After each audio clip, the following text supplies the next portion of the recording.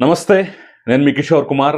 ఈ వీడియో మీరు మొదటిసారి మన ఛానల్లో చూస్తున్నట్టయితే దయచేసి ఈ ఛానల్ని సబ్స్క్రైబ్ చేయండి. అదేవిధంగా మీకు కింద హైప్ బటన్ కనిపిస్తే దాన్ని ప్రెస్ చేసి మాకు పాయింట్ అవ్వడం కూడా అసలు మర్చిపోకండి.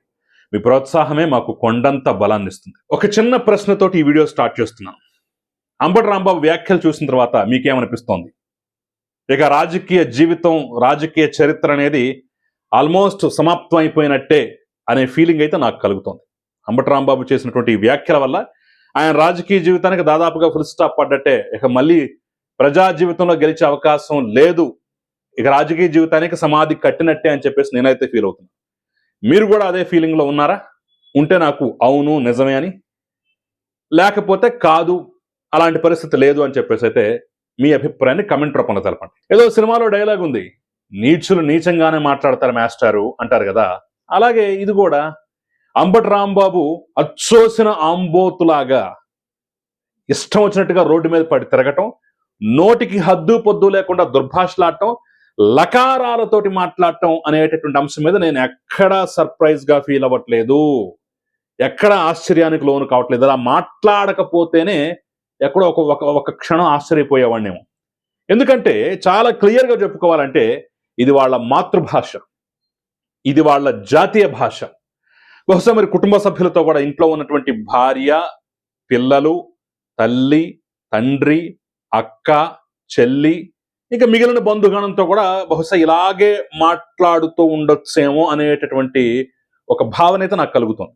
చాలా మంది అయితే కన్ఫర్మ్ చేస్తున్నారు, ఎస్ ఇంట్లో ఉన్నటువంటి పిల్లలతో కూడా ఇలాగ మాట్లాడతాడు, ఇంట్లో ఉన్నటువంటి పెళ్ళాంతో కూడా ఇలాగే మాట్లాడతాడు, ఇంట్లో ఉన్నటువంటి తల్లిదండ్రులను కూడా లకారాలతో మాట్లాడతాడని చెప్పేసి చాలా మంది ఆల్రెడీ కన్ఫర్మ్ చేశారు. సరే, నేను అలా కన్ఫర్మ్ చేయట్లేదు కానివ్వండి, నాకు కూడా అనుమానం కలుగుతుంది, నిజమే ఇలా మాట్లాడతాడు అంబటి రాంబాబు, ఇలా మాట్లాడకపోతే ఆశ్చర్యపోవాలి తప్ప మాట్లాడితే ఆశ్చర్యం ఎందుకని చెప్పేసి ఒక ఫీలింగ్ కలుగుతుంది. ఆ వీడియో మరొక్కసారి నేను ఇక్కడ చూపించే ప్రయత్నం చేయట్లేదు. ఆల్రెడీ ఆంధ్రప్రదేశ్లో ఉన్నటువంటి జనాభా మొత్తం ఆల్రెడీ చూశారు. అయితే ఎందుకు అంబటి రాంబాబు ఇలా మాట్లాడాడు అనేటటువంటి అంశం మీద నాదైనటువంటి ఒక చిన్న థియరీని చెప్పేటటువంటి ప్రయత్నం చేయడానికే ఈ వీడియో చేస్తున్నాను. అంతకు మించి మరో ఉద్దేశం అయితే మరేమీ లేదు. కాబట్టి ఇది చూసిన తర్వాత మీ అభిప్రాయాన్ని స్పష్టంగా కుండబద్దలు కొట్టినట్టుగా నా కమెంట్ రూపంలో తెలియజేసేటటువంటి ప్రయత్నం అయితే చేయండి. ముగ్గురు ఆడపిల్లలకు తండ్రి అయినటువంటి అంబటి రాంబాబు ఇలా లకారాల భాష మాట్లాడుతూ వేరొకళ్ళ యొక్క తల్లిని తండ్రిని ఈ విధంగా దూషిస్తున్నాడు అంటే మనిషా, మృగమా, జంతువా, పశువా అనేదైతే అర్థం కాని పరిస్థితి. దాదాపు 30 ఏళ్ల 40 ఏళ్ల రాజకీయ జీవితంలో ఉన్నటువంటి వ్యక్తి ఇప్పుడు ముదిమి వయస్సులో గడ్డాలు మీసాలు పూర్తిగా నెరిసిపోయి జీవిత చర్మాంకంలోకి వచ్చినటువంటి వ్యక్తి మరో 50 సంవత్సరాలు పైగా రాజకీయం చూసి దేశంలోనే అతిపెద్ద లీడర్లలో ఒకడైనటువంటి, ప్రస్తుతం దేశంలోనే ఎన్డీఏ కూటమిలో కీలకమైనటువంటి వ్యక్తి, దేశ రాజకీయాలను శాసిస్తున్నటువంటి వ్యక్తుల్లో ఒక కీలకమైనటువంటి వ్యక్తిని పట్టుకుని ఇలా మాట్లాడటం అనేది చాలా మందికి ఆవేదన కలిగించింది, ఆశ్చర్యం వ్యక్తం చేశారు. అయితే అంబటి రాంబాబు ఎందుకు అలా మాట్లాడాడు అనే అంశం ఒకసారి మనం చూసినట్టయితే ఒక సరదా, ఒక దోల అంబటి రాంబాబులో మొదటి నుంచి ఉంది. ఏంటయ్యా అంటే, తన కులం కానివాడిని, ముఖ్యంగా ఆ కులం వ్యక్తుల్ని నిరంతరం దూషిస్తూ దాని ద్వారా లబ్ధి పొందాలనేటటువంటి ఆలోచన, ముఖ్యంగా చంద్రబాబు నాయుడు సామాజిక వర్గాన్ని ఎక్కువగా టార్గెట్ చేస్తూ దాని ద్వారానే రాజకీయం నడపాలి, దాని ద్వారానే లబ్ధి పొందాలి, దాని ద్వారానే మైలేజ్ తెచ్చుకోవాలనేటటువంటి దోల, తాపత్రయం, దురద ఇవన్నీ అంబటి రాంబాబులో మొదటి నుంచి ఉన్నాయి.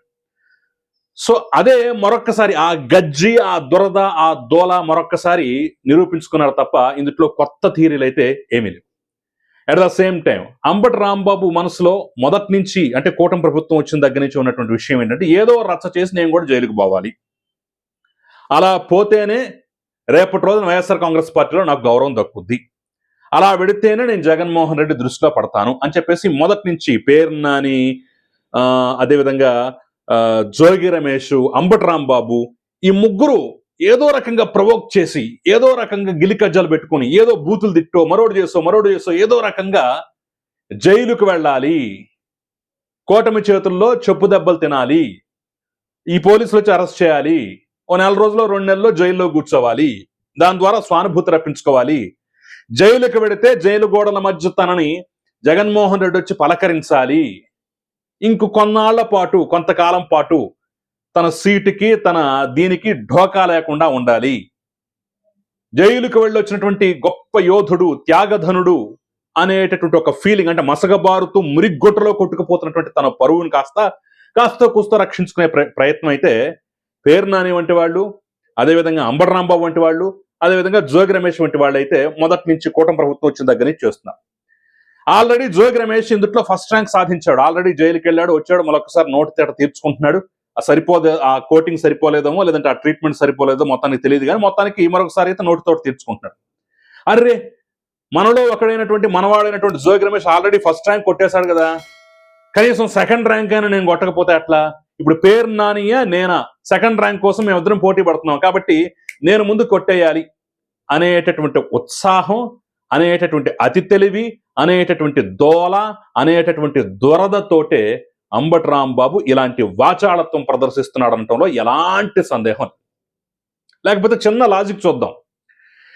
లడ్డూ కల్తీ ఇష్యూ మీద అటు వైసీపీ, టీడీపీ ఇద్దరు నిరసనలు చేస్తున్నారు. మా వెర్షనే కరెక్ట్ అంటే మా వెర్షనే కరెక్ట్. అసలు వెర్షన్, ఎవరి వెర్షన్ కరెక్ట్ అనేది ప్రజలకు తెలిసి నేను ప్రత్యేకంగా చెప్పక్కర్లేదు. ఇదే అంశం మీద ప్రతి వెంకటేశ్వర స్వామి దేవాలయానికి వెళ్ళి పూజలు పునస్కారాలు నిర్వహించే అవసరమైతే యజ్ఞాలు హోమాలు చేసి నిరసన తెలియజేయాలనేది వైసీపీ ఎంచుకున్న పంథ.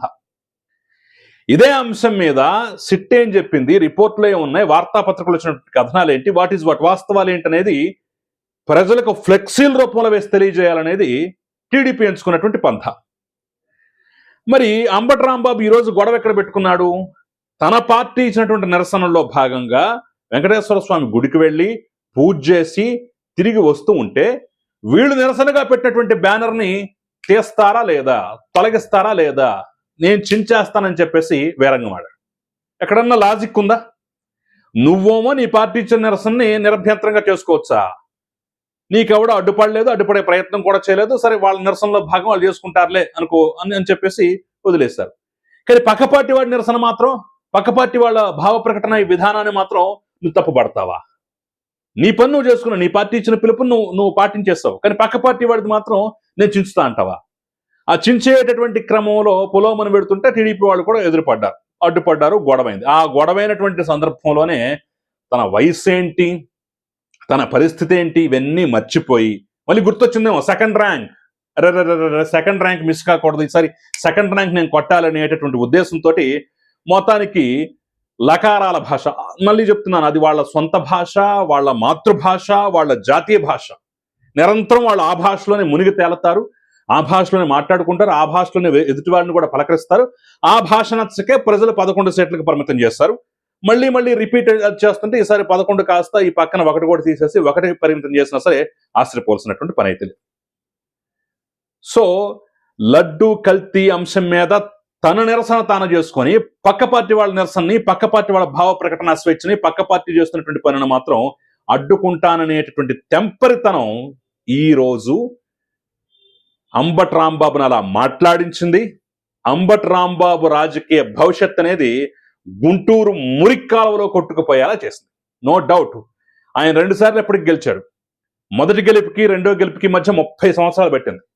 1989లో మొదటిసారి రేపల్లిలో గెలిస్తే రెండోసారి గెలవటానికి 2019 అంటే 30 సంవత్సరాలు మళ్ళీ సత్తెనపల్లి వచ్చితే గానీ గెలుపు దక్కల. విపరీతమైనటువంటి సునామీ వస్తే తప్ప, రాజకీయ సునామీ లాగా, ప్రకంపనలాగా జగన్మోహన్ రెడ్డి ప్రభంజనం గాలి వీస్తే తప్ప అంబటి రాంబాబుకి మరొక గెలుపు అనేది దక్కల. ఇప్పుడు కట్ చేస్తే మన దారుణంగా ఓడిపోయి పక్కన కూర్చోబెట్టి, సొంత సామాజిక వర్గం, సొంత ఇది ఉన్నటువంటి దాంట్లోనే దారుణంగా ఓడిపోయి పక్కన కూర్చోబెట్టి, ఇప్పుడు గుంటూరు వెస్ట్ సీటు కోసం అక్కడ ఇన్ఛార్జిగా పెట్టారు. బహుశా ఆ సీటు ఆయనకే కేటాయిస్తారు ఈసారి కూడా. మరి గుంటూరు వెస్ట్ సీటు టీడీపీకి కంచుకోట. విపరీతమైన జగన్మోహన్ రెడ్డి సునామీలో కూడా అది తెలుగుదేశానికి దక్కింది. మొన్న అయితే నల్లేరు మీద నడకలాగా గల్లా మాధవి కొత్త అభ్యర్థి అయినా సరే, ఎన్నికలకు ముందు ప్రకటించినా సరే గెలుచుకుంటూ వెళ్ళిపోయింది. ఇప్పుడు అలాంటి సీట్లో ఉండి ఇలాంటి విన్యాసాలు చేసి ఏ టాక్టిక్స్ ప్రదర్శిద్దామని, ఏ రకంగా లబ్ధి పొందుదామని, ఏ రకంగా గెలుద్దామని అర్థం కావట్లా. అది నోటి తేటనాలా లేదంటే స్క్రిప్ట్లో భాగం అనాలి అనేది అయితే మీరు ఒక్కసారి వెరిఫై చేసుకునే ప్రయత్నం చేయండి. ఒక్కసారి మీరు ఆలోచించేటువంటి ప్రయత్నం అయితే చేయండి.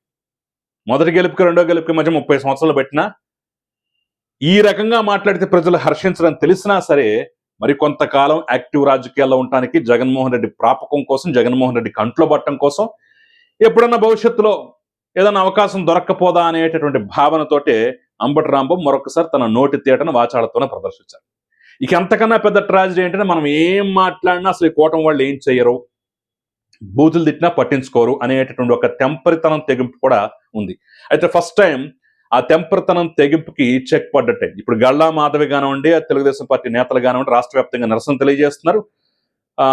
ఆ ఇంటికి వెళ్ళారు, ఇంటి మీద దాడి చేశారు, కోడిగుడ్లు వేశారు, మొత్తం ఫర్నిచర్ కానీ లేదంటే పక్కన బయట ఉన్నటువంటి కార్లు కూడా పగలగొట్టినట్టుగా అయితే కొన్ని వార్తా కథనాలు అయితే తెలుస్తున్నాయి. కొన్ని టీవీ ఛానల్స్ లైవ్గా చూపిస్తున్నాయి. అయినా సరే నేను అలా మాట్లాడటం తప్పైనా కానీ నేను చంద్రబాబు నాయుడు మాట్లాడలేదు, నా అరెస్టు కోసం రంగం సిద్ధమైందో నాకు తెలుసు, నేను అరెస్టుకు సిద్ధమే, అరెస్టు కోసం రంగం సిద్ధమైందా లేదని ఇంకా క్లారిటీ లేదు ఎవరికి, అసలు అరెస్ట్ చేస్తారా లేదు క్లారిటీ. కానీ నన్ను చేయండి నన్ను చేయండి నన్ను చేయండి అన్నట్టుగా నా అరెస్టుకు రంగం సిద్ధమైంది, చేస్తారు చేస్తారు చేస్తారు అంటే ఒక ఒత్తిడితోనే తీసుకొస్తున్నాడు, నన్ను చెయ్యండి నన్ను చేయండి అని చెప్పేసి. కానీ ఈసారి అంబటి రాంబాబు టాక్టిక్స్ ఫలించే అవకాశం అవుతుంది. ఖచ్చితంగా అరెస్టు చేసే సూచనలు అయితే ఖచ్చితంగా కనిపిస్తుంది. ఎందుకంటే ఇంత ఆగ్రహ జ్వాల వస్తుందని చెప్పేసి అయితే ఎవరు ఊహించలేదు. అంబటి రాంబాబును కూడా పట్టించుకుంటామా, ఆ అచ్చోసిన ఆంబోతును కూడా పట్టించుకుంటామని చాలా మంది చాలా సందర్భాలు వదిలేశారు. కానీ ఈసారి వదిలేటటువంటి ప్రసక్తి లేదని చెప్పేసి చాలా క్లియర్ గా తెలుస్తాం. సో అరెస్ట్ అయితే ఖాయం, లోపలికి పంపించడం అయితే ఖాయం. అంబటి రాంబాబు యొక్క అచీవ్మెంట్ ఏదైతే ఉందో, తను సాధించాలనుకున్న గోల్ ఏదైతే లక్ష్యం ఏదైతే ఉందో అది సాధించాడని చెప్పేసి కూడా అనుకోవచ్చు. ఇక్కడ అంబటి రాంబాబు కానీ ఆ పార్టీ వాళ్ళు కానీ మర్చిపోతున్న విషయం ఏంటంటే, ఇలాంటి వ్యాఖ్యల్ని ఇలాంటి దుర్మార్గాలను హర్షించకే జనం 11 సీట్లుగా పరిమితం చేస్తే మరొకసారి ఇలాగే ప్రవర్తించారంటే ఇంకా లోతుగా రాజకీయ సమాధి కట్టడానికైతే ప్రజలు సిద్ధంగా ఉంటారు. మరొక్కసారి చెప్తున్నా, అంబటి రాంబాబు యొక్క రాజకీయ భవిష్యత్తు గుంటూరు మురిక్కాలంలో కొట్టుకుపోయిందని చెప్పేసి అయితే స్పష్టంగా చెప్పొచ్చు. ఇంత పరుషమైన పదజాలం ఉపయోగించడం నిజంగా నాకు కూడా కొంత ఇదిగా ఉంది. కానీ రాంబాబుతో పోల్చుకుంటే నేను మాట్లాడింది చాలా తక్కువ. రాంబాబు స్థాయిలో మేము ఎవరూ మాట్లాడలేము. చాలా పాలిష్డ్గానే మాట్లాడని చెప్పేస్తే నేను ఫీల్ అవుతున్నాను. కొంత ఆగ్రహావేశాలు నేను వ్యక్తం చేసినా సరే, ఎందుకంటే అలాంటి భాష విన్న తర్వాత సహజంగా ఎవరికైనా సరే, మనిషి అనేవాడికి ఎవరికైనా సరే, జర్నలిస్ట్ అనేవాడికి ఎవరికైనా సరే కొంత ఆగ్రహం వస్తుంది. విమర్శించవచ్చు, 100 మార్గాలు ఉన్నాయి. సక్రమమైన భాషలో నిప్పులు జరగవచ్చు. నా నోటికి హద్దు పొద్దు లేదు, నేను నోటితో విరోచనాలు చేసుకుంటాను, నేను నోటితో మల విసర్జన చేస్తానంటే ఇంకా వాళ్ళ భవిష్యత్తు అనేది ప్రజలే నిర్ణయించాలి. సో ఇలాంటి వాళ్ళకి రాజకీయ సమాధి ఖాయమా, అవునా కాదా అనేది అయితే నాకు కమెంట్ రూపంలో తెలియజేసే ప్రయత్నం చేయండి. Thank you very much.